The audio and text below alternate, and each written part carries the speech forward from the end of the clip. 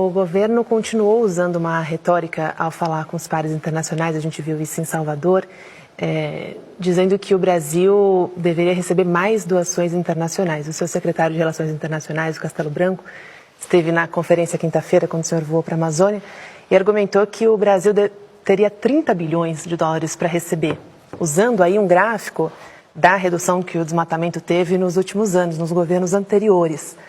Eu queria saber o que o senhor acha que levou as gestões anteriores à sua a ter sucesso na redução do desmatamento?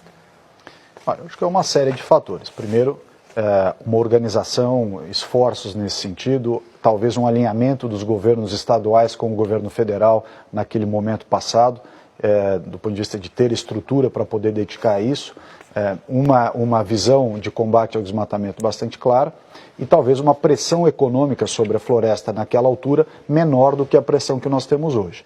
Então, é que o Brasil virou piada nesses bastidores internacionais porque continua indo ao palco com o mesmo discurso do governo anterior, falando que o Brasil conserva a floresta e por isso precisa receber por isso. É verdade, mas esse governo não tem dado sequência ao trabalho que era feito, continua com o mesmo discurso internacionalmente, e o que os diplomatas dizem nos bastidores é assim, olha, a gente está querendo doar, mas o Brasil não quer receber, então... Não é verdade que a gente não quer receber. Agora, nós não queremos... Acabaram de recusar. Nos últimos dias, ministro, desculpa, ministro, nos últimos dias foram várias declarações do próprio presidente, inclusive. Ele foi o primeiro a dizer que a Alemanha poderia pegar o dinheiro e usar para reflorestar a Alemanha.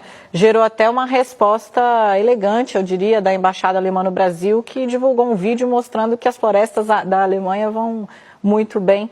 Obrigada. Enfim, é um discurso recorrente do governo. Por isso eu digo, os sinais são claudicantes.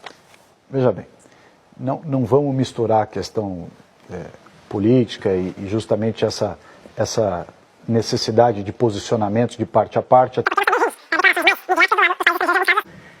Sobre as decisões administrativas que o senhor tem tomado nesses 8 meses. O senhor volta aqui com uma retórica muito parecida com a que o senhor tinha já no início, em janeiro, no início da sua gestão.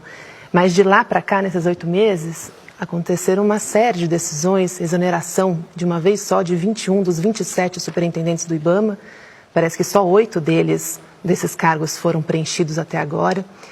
Um decreto em março, assinado por Bolsonaro, contingenciou as verbas que iam para o IBAMA e que iam para o combate ao fogo, 24% das verbas de fiscalização e 38% das verbas de combate ao fogo. Mesmo com esse contingenciamento, em maio, o senhor fez aquela proposta de mudança no Fundo Amazônia, que termina agora por ameaçar a continuidade do fundo, o que diretamente afetaria as operações de fiscalização do IBAMA, que dependem das verbas do Fundo Amazônia.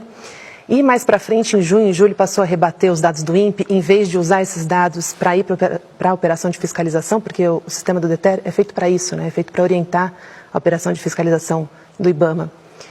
E...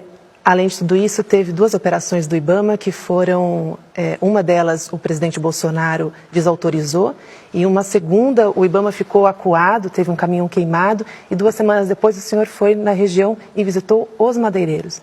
Eu queria saber se com tudo isso o senhor atribui alguma parcela de responsabilidade pelas queimadas que acontecem agora à sua gestão e às suas decisões. Fala que se as mudanças que o senhor propõe no Fundo Amazônia, nessa mudança do comitê, não forem feitas, tudo bem acabar o fundo.